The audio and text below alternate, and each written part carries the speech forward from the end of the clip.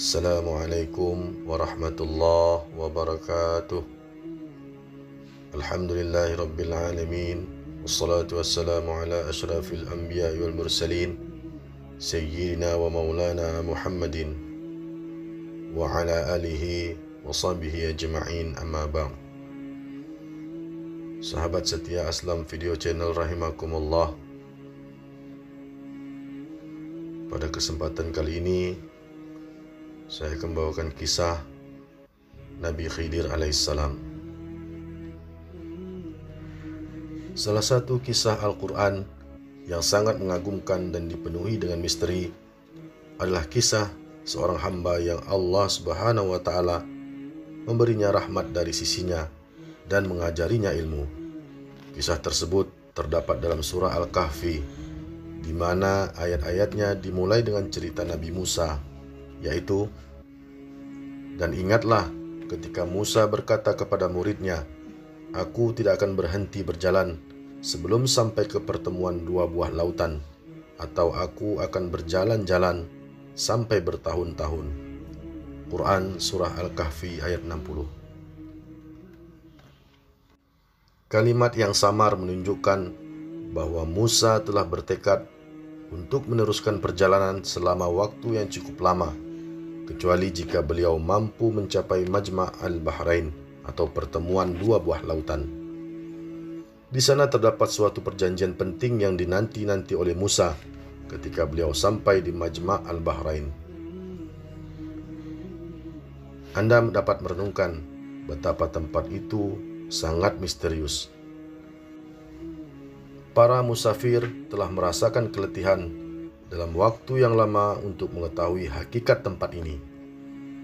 Ada yang mengatakan bahwa tempat itu adalah Laut Persia dan Romawi.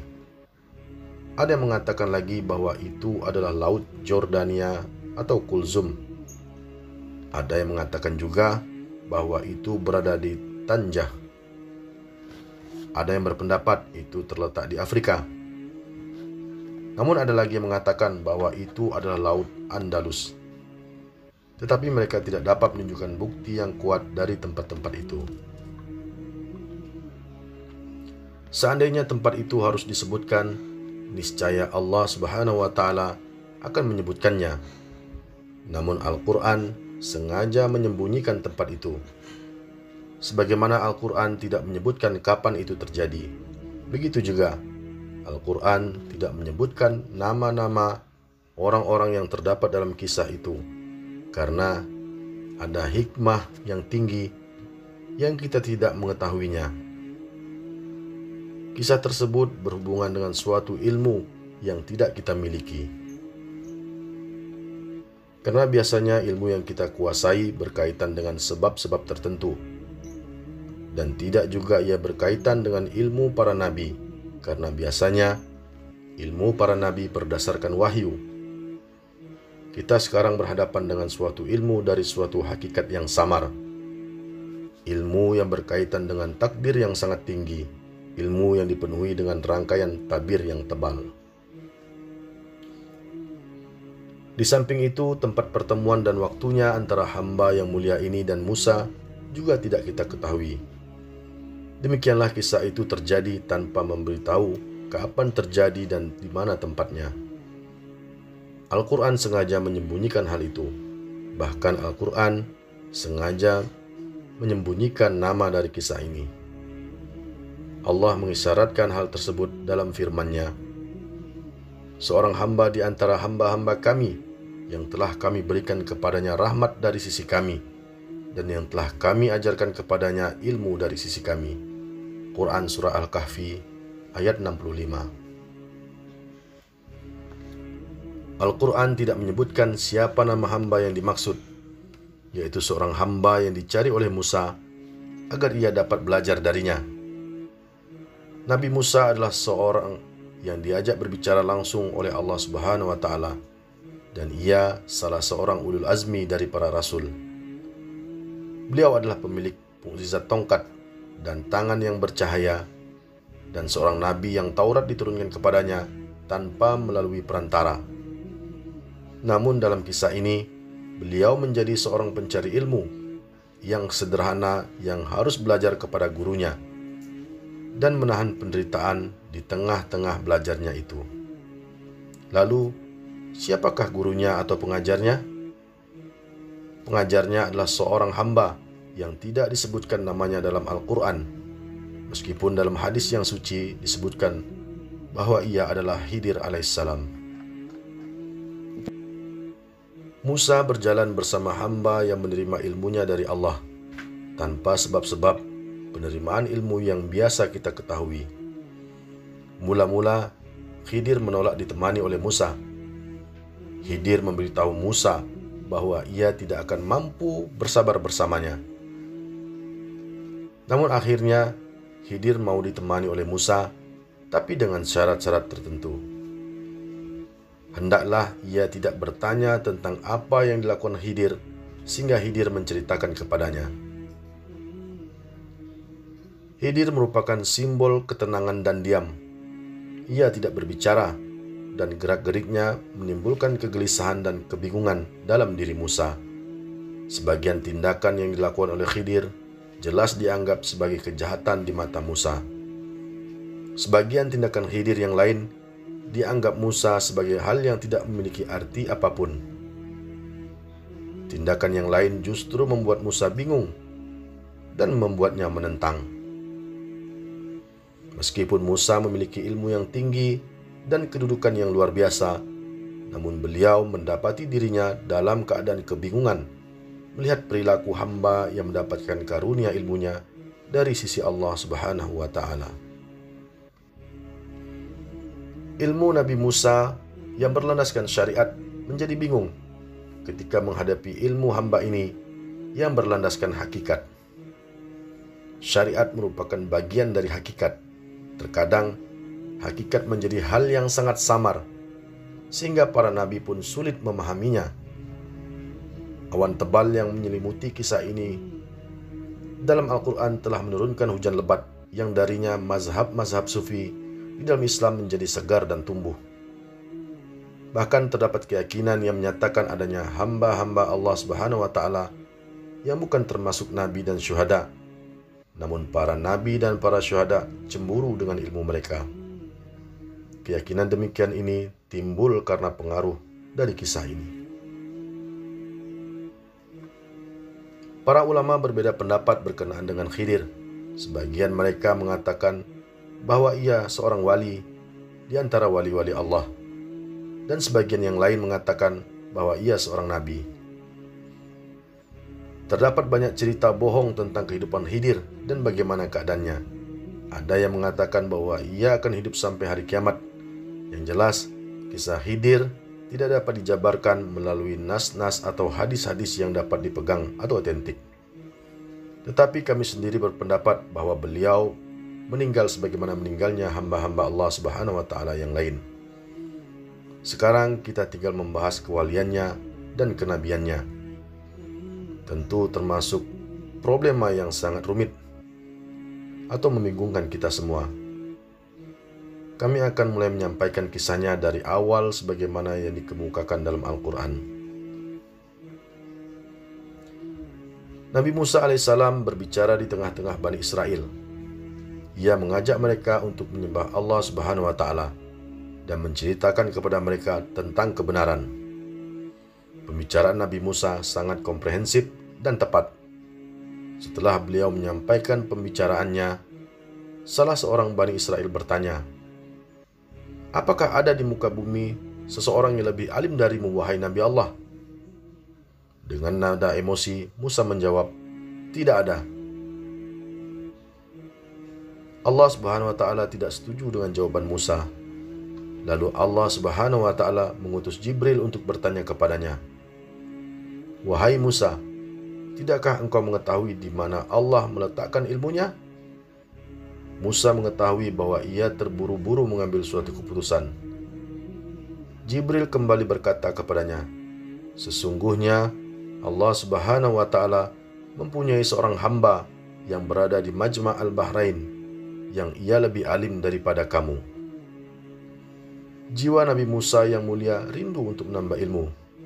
Lalu timbullah keinginan dalam dirinya untuk pergi dan menemui hamba yang alim itu dengan maksud menambah ilmunya. Musa bertanya bagaimana ia dapat menemui orang alim itu. Kemudian ia mendapatkan perintah untuk pergi dan membawa ikan di keranjang. Ketika ikan itu hidup dan melompat ke lautan, maka di tempat itulah Musa akan menemui hamba yang alim. Akhirnya Musa pergi guna mencari ilmu, dan beliau ditemani oleh seorang pembantunya yang masih muda. Pemuda itu membawa ikan di keranjang, kemudian mereka berdua pergi untuk mencari hamba yang alim dan soleh itu. Tempat yang mereka cari adalah tempat yang sangat samar, dan masalah ini berkaitan dengan hidupnya ikan di keranjang, dan kemudian ikan itu akan melompat ke laut. Namun Musa berkeinginan kuat untuk menemukan hamba yang alim ini, walaupun beliau harus berjalan sangat jauh dan menempuh waktu yang sangat lama.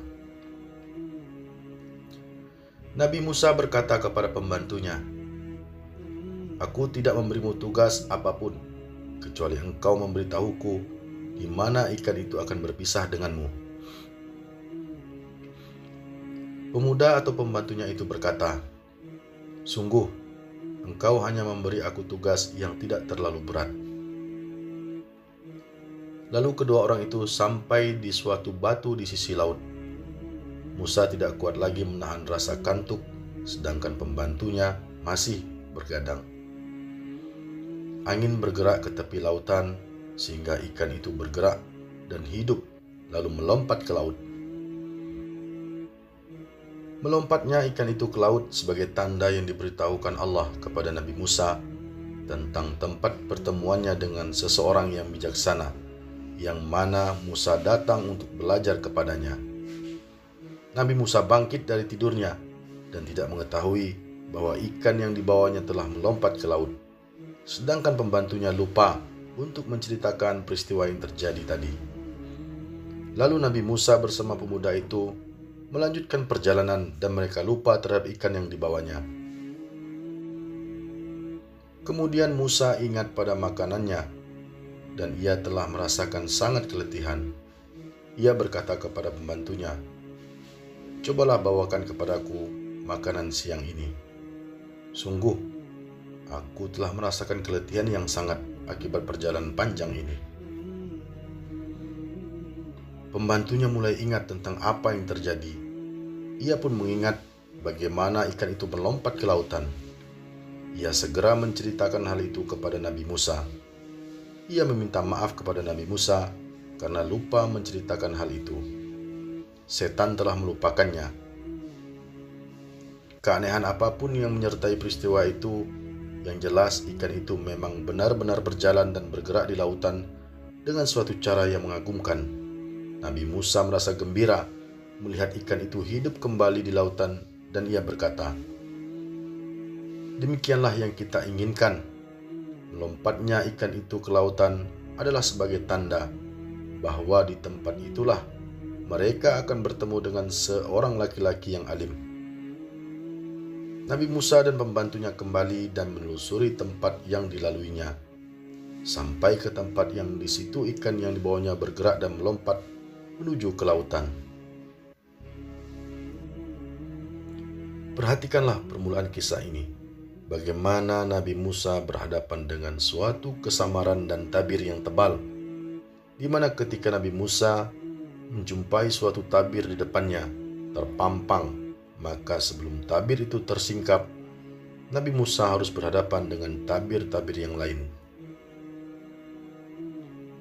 Lalu akhirnya Nabi Musa sampai di tempat di mana ikan itu melompat. Mereka berdua sampai di batu di mana keduanya tertidur di dekat situ. Lalu ikan yang mereka bawa keluar menuju laut. Di sanalah mereka mendapatkan seorang lelaki.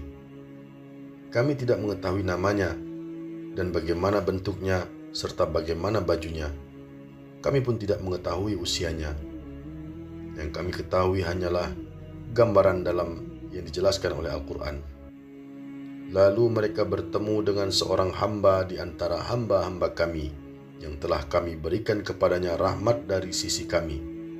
dan yang telah kami ajarkan kepadanya ilmu dari sisi kami. Inilah aspek yang penting dalam kisah ini. Kisah itu terfokus pada sesuatu yang ada di dalam jiwa, bukan tertuju pada hal-hal yang bersifat fisik atau lahiriah. Allah Subhanahu wa Ta'ala berfirman yang artinya, maka tatkala mereka berjalan sampai ke pertemuan dua buah laut itu, maka mereka lalai akan ikannya, lalu ikan itu melompat mengambil jalannya ke laut itu. Tatkala mereka berjalan lebih jauh, berkatalah Musa kepada muridnya, bawalah kemari makanan kita, sesungguhnya kita merasa letih karena perjalanan ini. Muridnya menjawab, tahukah kamu wahai Musa, tatkala kita mencari tempat berlindung di batu tadi, maka sesungguhnya aku lupa menceritakan tentang ikan itu. Dan tidak adalah yang melupakan aku untuk menceritakannya, kecuali setan dan ikan itu mengambil jalannya ke laut dengan cara yang aneh sekali. Musa berkata, itulah tempat yang kita cari. Lalu keduanya kembali mengikuti jejak mereka semula. Lalu mereka bertemu dengan seorang hamba di antara hamba-hamba kami, yang telah kami berikan kepadanya rahmat dari sisi kami, dan yang telah kami ajarkan kepadanya ilmu dari sisi kami. Quran Surah Al-Kahfi ayat 61-65. Bukhari mengatakan bahwa Musa dan pembantunya menemukan Khidir di atas sajadah hijau di tengah-tengah lautan. Ketika Musa melihatnya, ia menyampaikan salam kepadanya. Khidir berkata, apakah di bumimu ada salam? Siapa kamu? Musa lalu menjawab, aku adalah Musa. Khidir berkata, bukankah engkau Musa dari Bani Israel? Bagimu salam wahai Nabi dari Bani Israel. Musa berkata, dari mana kamu mengenal saya? Khidir menjawab, sesungguhnya yang mengenalkan kamu kepadaku adalah juga yang memberitahu aku siapa kamu. Lalu apa yang engkau inginkan wahai Musa? Musa berkata dengan penuh kelembutan dan kesopanan, apakah aku dapat mengikutimu agar engkau dapat mengajariku sesuatu yang engkau telah memperoleh karunia darinya? Khidir lalu berkata, tidakkah cukup di tanganmu Taurat, dan bukankah engkau telah mendapatkan wahyu? Sungguh wahai Musa, jika engkau ingin mengikutiku, engkau tidak akan mampu bersabar bersamaku.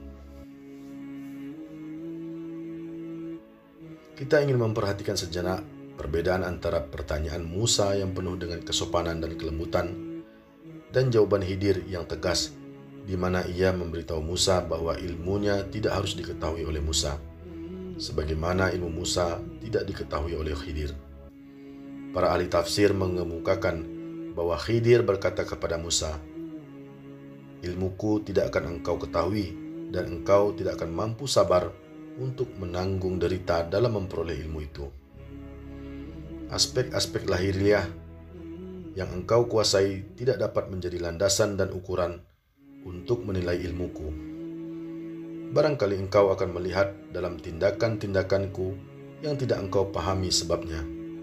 Oleh karena itu, wahai Musa, engkau tidak akan mampu bersabar ketika ingin mendapatkan ilmuku. Musa mendapatkan suatu pertanyaan yang tegas dari Khidir, namun beliau kembali mengharapnya untuk mengizinkannya menyertainya untuk belajar darinya.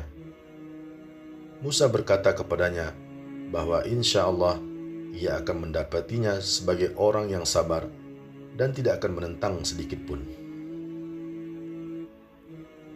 Perhatikanlah bagaimana Nabi Musa, seorang nabi yang berdialog dengan Allah Subhanahu wa Ta'ala, merendah di hadapan hamba ini, dan ia menegaskan bahwa ia tidak akan menentang perintahnya.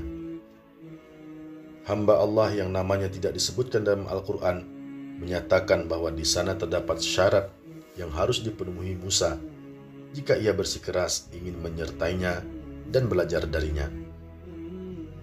Musa bertanya tentang syarat ini, lalu hamba yang saleh ini menentukan agar Musa tidak bertanya sesuatu pun, sehingga pada saatnya nanti ia akan mengetahuinya, atau hamba yang soleh itu akan memberitahunya. Nabi Musa sepakat atas syarat tersebut, dan kemudian mereka pun pergi. Perhatikanlah firman Allah Subhanahu wa Ta'ala dalam surah Al-Kahfi yang artinya, Musa berkata kepadanya, "Bolehkah aku mengikutimu, supaya kamu mengajarkan kepadaku ilmu yang benar di antara ilmu-ilmu yang telah diajarkan kepadamu?" Dia menjawab, "Sesungguhnya kamu sekali-kali tidak akan sanggup sabar bersamaku. Dan bagaimana kamu dapat bersabar atas sesuatu yang kamu belum mempunyai pengetahuan yang cukup tentang hal itu?" Musa berkata, "Insya Allah, kamu akan mendapati aku sebagai orang yang sabar, dan aku tidak akan menentangmu dalam sesuatu urusan pun." Dia berkata, "Jika kamu mengikutiku, maka janganlah kamu menanyakan kepadaku tentang sesuatu pun, sampai aku sendiri menerangkannya kepadamu." Quran Surah Al-Kahfi ayat 66-70. Singkat cerita, lalu Nabi Musa pergi bersama Khidir. Mereka berjalan di tepi laut. Kemudian terdapat perahu yang berlayar, lalu mereka berbicara dengan orang-orang yang ada di sana agar mau mengangkut mereka. Para pemilik perahu mengenal Khidir, lalu mereka pun membawanya beserta Musa, tanpa meminta upah sedikit pun kepadanya. Ini sebagai bentuk penghormatan kepada Khidir. Namun Musa dibuat terkejut ketika perahu itu berlabuh dan ditinggalkan oleh para pemiliknya. Khidir melubangi perahu itu. Ia mencabut papan demi papan dari perahu itu, lalu ia melemparkannya ke laut, sehingga papan-papan itu dibawa ombak ke tempat yang jauh. Musa menyertai Khidir dan melihat tindakannya, dan kemudian ia berpikir. Musa berkata kepada dirinya sendiri, "Apa yang aku lakukan di sini? Mengapa aku berada di tempat ini dan menemani laki-laki ini? Mengapa aku tidak tinggal bersama Bani Israel dan membacakan kitab Allah Subhanahu wa Ta'ala sehingga mereka taat kepadaku? Sungguh para pemilik perahu ini telah mengangkut kami tanpa meminta upah. Mereka pun memuliakan kami, tetapi guruku justru merusak perahu itu dan melobanginya."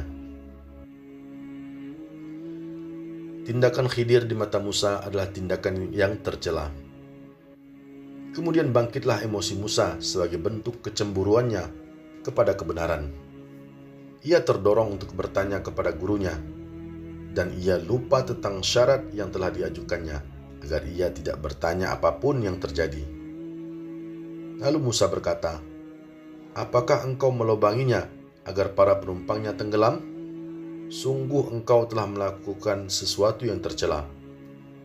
Mendengar pertanyaan lugas Musa, hamba Allah ini menoleh kepadanya dan menunjukkan bahwa usaha Musa untuk belajar darinya menjadi sia-sia karena Musa tidak mampu lagi bersabar. Musa meminta maaf kepada Khidir karena ia lupa dan mengharap kepadanya agar tidak menghukumnya. Kemudian mereka berdua kembali berjalan melewati suatu kebun yang dijadikan tempat bermain oleh anak-anak kecil. Ketika anak-anak kecil itu sudah letih bermain, salah seorang mereka tampak bersandar di suatu pohon dan rasa kantuk telah menguasainya. Tiba-tiba Musa dibuat terkejut ketika melihat hamba Allah ini membunuh si anak kecil itu. Musa dengan lantang bertanya kepadanya tentang kejahatan yang baru saja dilakukannya, yaitu membunuh anak laki-laki yang tidak berdosa. Hamba Allah itu pun kembali mengingatkan Musa bahwa ia tidak akan mampu bersabar bersamanya. Lalu Nabi Musa kembali meminta maaf kepadanya karena lagi-lagi ia lupa. Musa berjanji tidak akan bertanya lagi. Musa berkata, "Ini adalah kesempatan terakhirku untuk menemanimu." Mereka pun pergi dan meneruskan perjalanan. Mereka memasuki suatu desa yang sangat bakhil. Musa tidak mengetahui mengapa mereka berdua pergi ke desa itu dan mereka tinggal dan bermalam di sana. Makanan yang mereka bawa habis, lalu mereka meminta makanan kepada penduduk desa itu. Tetapi penduduk itu tidak mau memberi dan tidak mau menjamu mereka. Kemudian datanglah waktu sore. Kedua orang itu ingin beristirahat di sebelah dinding yang hampir roboh. Kembali Musa dibuat terkejut ketika melihat hamba itu berusaha membangun dinding yang nyaris roboh itu. Bahkan ia menghabiskan waktu malam untuk memperbaiki dinding itu dan membangunnya seperti baru. Musa sangat heran melihat tindakan gurunya. Bagi Musa, desa yang bakhil itu seharusnya tidak layak untuk mendapatkan pekerjaan yang gratis ini. Musa berkata, "Seandainya engkau mau, engkau bisa mendapat upah atas pembangunan tembok itu." Mendengar perkataan Musa itu, hamba Allah ini berkata kembali kepadanya, "Ini adalah batas perpisahan antara dirimu dan diriku." Hamba Allah ini mengingatkan Musa tentang pertanyaan yang seharusnya tidak dilontarkan, dan ia mengingatkannya bahwa pertanyaan yang ketiga adalah akhir dari pertemuan. Kemudian hamba Allah ini menceritakan kepada Nabi Musa dan membongkar kesamaran dan kebingungan yang dihadapi Musa selama ini. Setiap tindakan hamba yang soleh itu yang membuat Musa bingung bukanlah hasil dari rekayasanya atau dari inisiatifnya sendiri. Ia hanya sekedar menjadi jembatan yang digerakkan oleh kehendak yang maha tinggi, di mana kehendak yang tinggi ini menyiratkan suatu hikmah yang tersembunyi. Tindakan-tindakan yang secara lahiriah tampak keras, namun pada hakikatnya justru menyembunyikan rahmat dan kasih sayang. Demikianlah bahwa aspek lahiriah bertentangan dengan aspek batiniah. Hal inilah yang tidak diketahui oleh Nabi Musa. Meskipun Nabi Musa memiliki ilmu yang sangat luas, tetapi ilmunya tidak sebanding dengan hamba ini. Ilmu Nabi Musa laksana setetes air dibandingkan dengan ilmu hamba ini. Sedangkan hamba ini hanya memperoleh ilmu dari Allah Subhanahu wa Ta'ala, dan itu pun sedikit sekali. Sebesar air yang terdapat pada paruh burung yang mengambil dari lautan. Allah Subhanahu wa Ta'ala berfirman, yang artinya, "Maka berjalanlah keduanya hingga tatkala keduanya menaiki perahu, lalu Khidir melubanginya." Musa berkata, "Mengapa kamu melubanginya? Yang akibatnya kamu menenggelamkan penumpangnya. Sesungguhnya kamu telah berbuat sesuatu kesalahan yang besar." Dia Khidir berkata, "Bukankah aku telah berkata, sesungguhnya kamu sekali-kali tidak akan sabar dengan aku?" Musa berkata, "Janganlah kamu menghukum aku karena kelupaanku, dan janganlah kamu membebani aku dengan sesuatu kesulitan dalam urusanku." Maka berjalanlah keduanya hingga tatkala keduanya berjumpa dengan seorang anak, maka Khidir membunuhnya. Musa berkata, "Mengapa kamu membunuh jiwa yang bersih itu? Bukan karena dia membunuh orang lain. Sesungguhnya kamu telah melakukan sesuatu yang mungkar." Khidir berkata, "Bukankah sudah kukatakan kepadamu bahwa sesungguhnya kamu tidak akan sabar bersamaku?" Musa berkata, "Jika aku bertanya kepadamu tentang sesuatu sesudah kali ini, maka janganlah engkau memperoleh aku menyertaimu. Sesungguhnya kamu sudah cukup memberikan uzur kepadaku." Maka keduanya berjalan hingga tatkala keduanya sampai kepada penduduk suatu negeri. Mereka minta dijamu kepada penduduk negeri itu, tetapi penduduk negeri itu tidak mau menjamu mereka. Kemudian keduanya mendapatkan dalam negeri itu dinding rumah yang hampir roboh. Maka Khidir menegakkan dinding itu. Musa berkata, "Jikalau kau mau, niscaya kamu mengambil upah untuk itu." Khidir berkata, "Inilah perpisahan antara aku dengan kamu. Aku akan memberitahukan kepadamu tujuan perbuatan-perbuatan yang kamu tidak dapat sabar terhadapnya. Adapun bahtera itu adalah kepunyaan orang-orang miskin yang bekerja di laut, dan aku bertujuan merusakkan bahtera itu, karena di hadapan mereka ada seorang raja yang merampas tiap-tiap bahtera. Dan adapun anak itu, maka kedua orang tuanya adalah orang-orang mukmin, dan kami khawatir bahwa dia akan mendorong orang tuanya itu kepada kesesatan dan kekafiran. Dan kami menghendaki supaya Tuhan mengganti bagi mereka dengan anak yang lebih baik kesuciannya dari anaknya itu, dan lebih dalam dari kasih sayangnya kepada ibu bapaknya. Adapun dinding rumah itu adalah kepunyaan anak yatim di kota itu, dan di bawahnya ada harta benda simpanan bagi mereka berdua, sedang ayahnya seseorang yang soleh. Maka Tuhanmu menghendaki supaya mereka sampai kepada kedewasaannya dan mengeluarkan simpanannya itu sebagai rahmat dari Tuhanmu. Dan bukanlah aku melakukannya itu menurut kemauanku sendiri. Demikian itu adalah tujuan perbuatan-perbuatan yang kamu tidak dapat sabar terhadapnya. Quran Surah Al-Kahfi ayat 71-82. Hamba soleh itu menyingkapkan dua hal pada Nabi Musa. Ia memberitahunya bahwa ilmunya, yakni ilmu Musa, sangat terbatas. Kemudian ia memberitahunya bahwa banyak dari musibah yang terjadi di bumi, justru di balik itu terdapat rahmat yang besar. Pemilik perahu itu akan menganggap bahwa usaha melubangi perahu mereka merupakan suatu bencana bagi mereka. Tetapi sebenarnya di balik itu terdapat kenikmatan, yaitu kenikmatan yang tidak dapat diketahui kecuali setelah terjadinya peperangan, di mana raja akan memerintahkan untuk merampas perahu-perahu yang ada. Lalu raja itu akan membiarkan perahu-perahu yang rusak. Dengan demikian, sumber rezeki keluarga-keluarga mereka akan tetap terjaga dan mereka tidak akan mati kelaparan. Demikian juga orang tua anak kecil yang terbunuh itu akan menganggap bahwa terbunuhnya anak kecil itu sebagai musibah.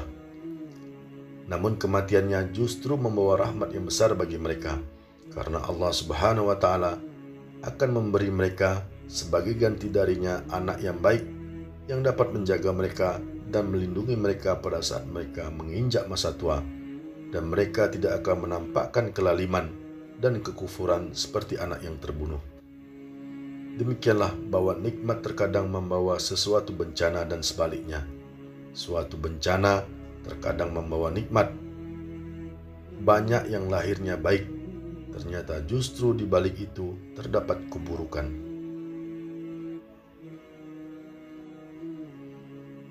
Mula-mula Nabi Allah Musa menentang dan mempersoalkan tindakan hamba Allah tersebut.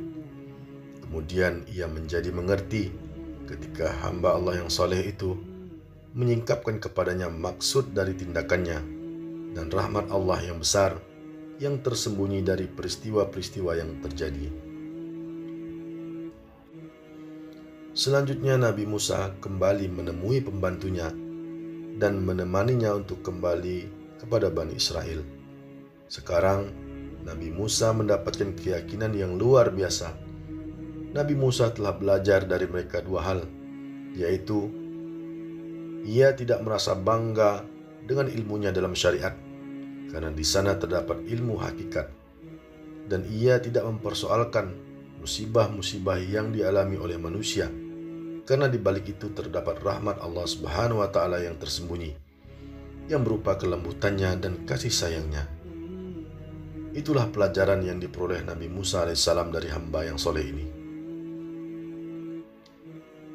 Nabi Musa mengetahui bahwa ia berhadapan dengan lautan ilmu yang baru, di mana ia bukanlah lautan syariat yang diminum oleh para nabi. Kita berhadapan dengan lautan hakikat di hadapan ilmu takdir yang tertinggi, ilmu yang tidak dapat kita jangkau dengan akal kita sebagai manusia biasa, atau dapat kita cerna dengan logika biasa. Inilah bukan ilmu eksperimental yang kita ketahui atau yang biasa terjadi di atas bumi ini. Dan ia pun bukan ilmu para nabi yang Allah wahyukan kepada mereka. Kita sekarang sedang membahas ilmu yang baru. Lalu siapakah pemilik ilmu ini? Apakah ia seorang wali atau seorang nabi? Mayoritas kaum sufi berpendapat bahwa hamba Allah Subhanahu wa Ta'ala ini dari wali-wali Allah Subhanahu wa Ta'ala. Allah Subhanahu wa Ta'ala telah memberinya sebagian ilmu laduni kepadanya, tanpa sebab-sebab tertentu. Sebagian ulama berpendapat bahwa hamba soleh ini adalah seorang nabi. Untuk mendukung pernyataannya, ulama-ulama tersebut menyampaikan beberapa argumentasi melalui ayat Al-Quran yang menunjukkan kenabiannya. Yang pertama melalui firman Allah yang artinya, lalu mereka bertemu dengan seorang hamba di antara hamba-hamba kami yang telah kami berikan kepadanya rahmat dari sisi kami dan yang telah kami ajarkan kepadanya ilmu dari sisi kami.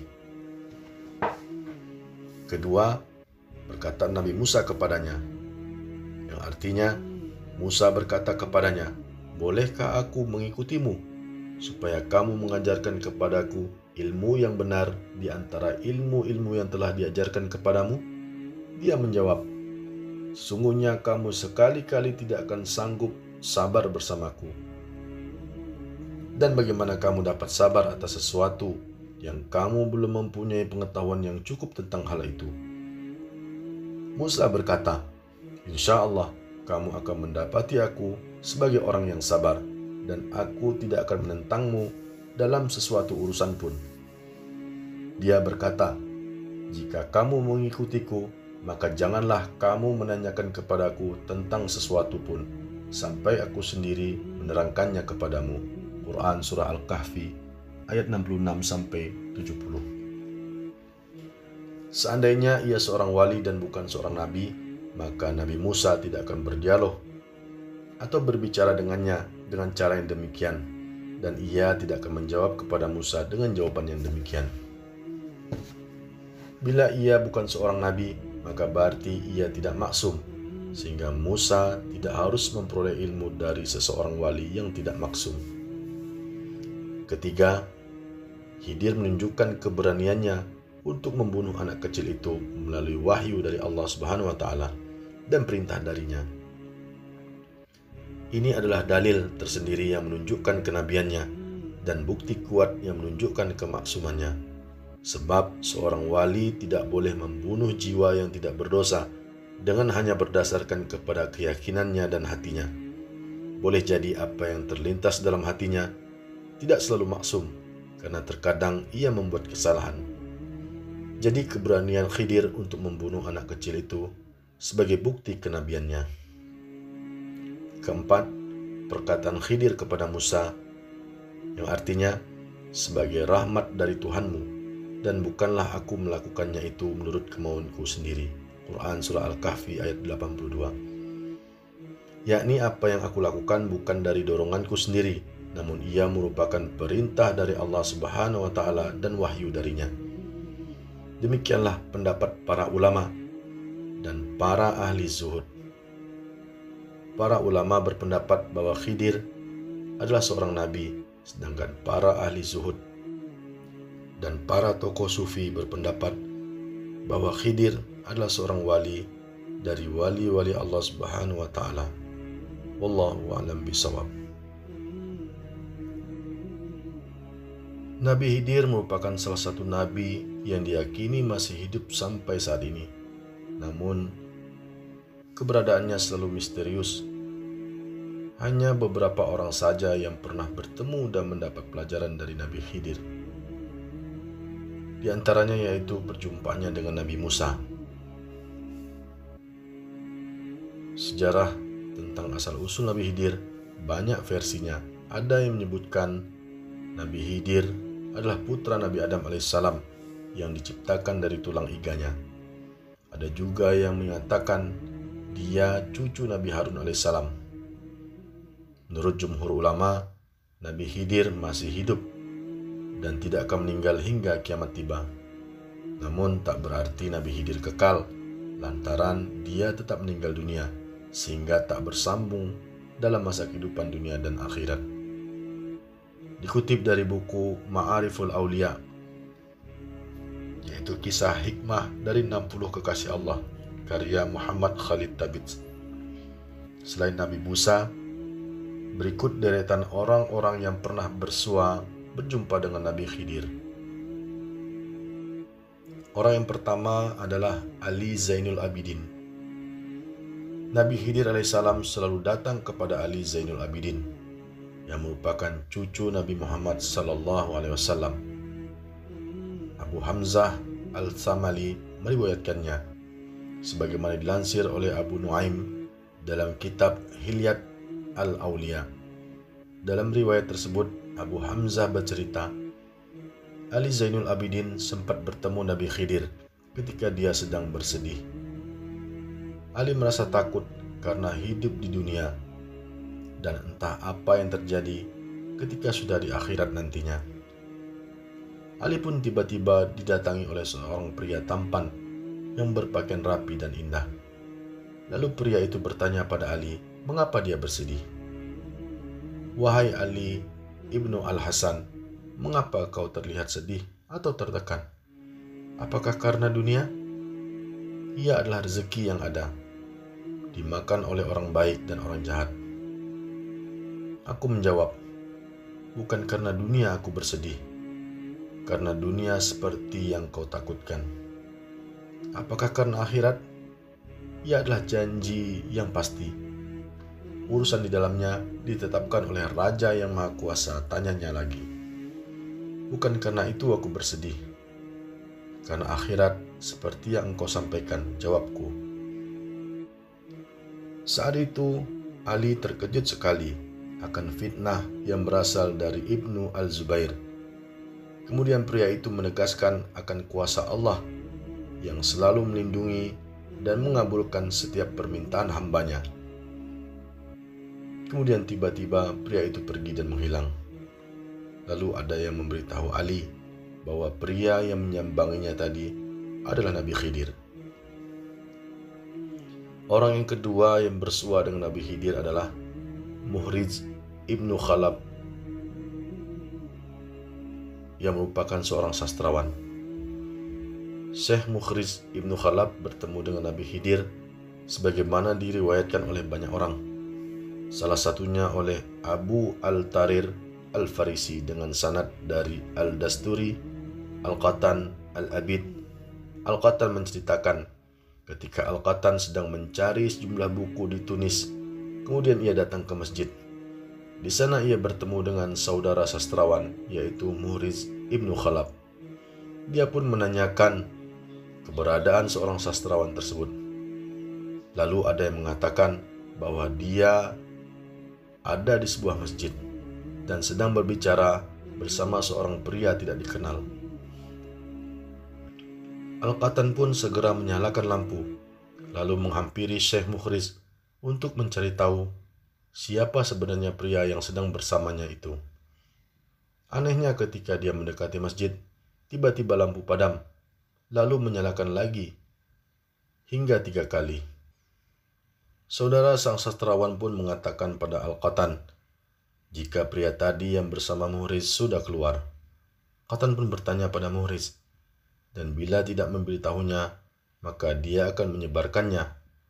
Muhriz pun akhirnya mengatakan, itu adalah Abu Al-Abbas Al-Khadir. Orang yang ketiga yang bertemu dengan Nabi Khidir adalah Syekh Ibrahim Al-Khawas, sebagaimana telah diriwayatkan oleh Al-Khatib Al-Baghdadi. Sepulang dari sebuah perjalanannya, Syekh Ibrahim Al-Khawas pernah ditanya, apa yang engkau alami selama perjalanan? Kemudian Syekh Ibrahim menjawab bahwasanya dia sempat terjatuh karena kehausan. Lalu tiba-tiba datang seorang pria tampan berbaju bagus, menunggangi kuda dan memberikannya air. Hingga akhirnya Syekh Ibrahim tidak merasa kehausan lagi. Setelahnya, pria itu menawarinya naik ke atas kuda. Tanpa disadari, dia sudah ada di sebuah dataran tinggi. Pria itu bertanya, apa yang kau lihat? Dia menjawab, kota Madinah. Pria itu meminta Syekh Ibrahim untuk turun dan berkata, turunlah dan sampaikan salam dariku untuk Rasulullah SAW. Ucapkan olehmu saudaramu, Khidir menyampaikan salam kepadamu. Orang yang keempat yang bertemu dengan Nabi Khidir adalah Imam Ahmad Ibnu Hanbal. Diriwayatkan oleh Ibnu Abu Ya'la dalam Tabaqat Al-Hanabilah dari Abu Al-Tayyib, dari Abu Al-Qasim Al-Baghawi. Dalam kisah Abu Al-Qasim Al-Baghawi menuturkan bahwa Imam Ahmad bin Hambal bercerita kepada dirinya, suatu hari Abu Al-Qasim Al-Baghawi sedang mengantar seseorang yang akan berhaji hingga ke wilayah Qadisiyah. Dari situlah dia memiliki keinginan untuk menunaikan ibadah haji. Namun sayang, dia mempertimbangkan karena keadaannya. Saat itu, dia hanya memiliki bekal 5 dirham saja. Lalu ada seorang pria menghampirinya dan berkata, "Wahai Abu Abdullah, nama besar dan niat yang lemah telah menghalangimu untuk berhaji." Lalu Abu Al-Qasim menjawab, "Ya, demikian adanya." "Apakah kau ingin menemaniku?" kata pria itu. Lalu Abu Al-Qasim menjawab, "Mau." Kemudian dia ikut bersama pria itu menjauh dari rombongan. Ketika waktu istirahat tiba, yaitu antara Isya dan sahur, mereka pun singgah di suatu tempat. Pria ini menawarinya sebuah makanan. Tentunya Abu Al-Qasim tidak menolak. Pria itu memintanya untuk bangun dan diperlihatkan makanan lezat seperti roti, sayuran, dan daging yang siap disantap. Sedangkan pria itu tidak ikut makan. Setelah beberapa lama singgah di tempat lainnya, tiba-tiba pria itu menghilang. Abu Al-Tayyib bertanya kepada Abu Al-Qasim Al-Baghawi, "Apakah engkau mengetahui pria tersebut?" Al-Baghawi menjawab, "Aku mengira ia adalah Khidir alaihissalam." Orang yang kelima bertemu dengan Nabi Khidir adalah Bishr Al-Hafi. Ketika Bishr memasuki rumahnya, tiba-tiba di dalam ada seorang pria bertubuh tinggi sedang sholat. Setelah dia melihatnya, lalu orang itu memberi salam dan langsung berkata, "Aku adalah Khidir." Kemudian Bishr pun berkata, "Ajarilah sesuatu yang bermanfaat untukku." Pria itu menjawab, "Ucapkanlah, aku memohon ampun kepada Allah dari setiap perjanjian yang aku langgar dan dari setiap nikmat yang aku pergunakan untuk bermaksiat kepadanya." Kemudian ada kejadian lainnya. Dia meminta Nabi Khidir mendoakannya. "Semoga Allah menutupi ketaatan itu untukmu," kata Khidir alaihissalam. Dan orang yang keenam yang bertemu dengan Nabi Khidir adalah Syekh Zakaria Al-Ansari. Pada suatu waktu, Syekh Ali Al-Nabtaini berkumpul dengan Nabi Khidir. Syekh Ali Al-Nabtaini ini bertanya kepadanya, "Apa yang kau katakan tentang Syekh Yahya Al-Manam?" Nabi Khidir menjawab, "Tidak ada masalah." Syekh Ali itu bertanya lagi, "Bagaimana dengan iman?" "Tidak ada masalah." "Bagaimana dengan Syekh Zakaria?" "Tidak ada masalah. Hanya saja ia berjiwa kecil." Syekh Zakaria melanjutkan, "Ketika Syekh Ali mengirim utusan dan menyampaikan kabar itu kepadaku, hatiku seakan sempit. Aku tidak mengetahui apa yang dimaksud oleh Nabi Khidir dengan jiwa kecil. Aku kemudian mengirim utusan untuk meminta penjelasan soal ungkapan itu. Setelah ditanyakan, Nabi Khidir dengan lugas menjawab, jika mengutus seseorang untuk urusan sesuatu, ia yaitu Syekh Zakaria selalu mengatakan, Syekh Zakaria berkata kepadamu. Artinya, ia menyebut dirinya sendiri sebagai Syekh. Demikianlah kisah Nabi Khidir alaihissalam, yaitu diantaranya pertemuan dengan Nabi Musa alaihissalam dan pertemuan dengan beberapa orang saleh lainnya.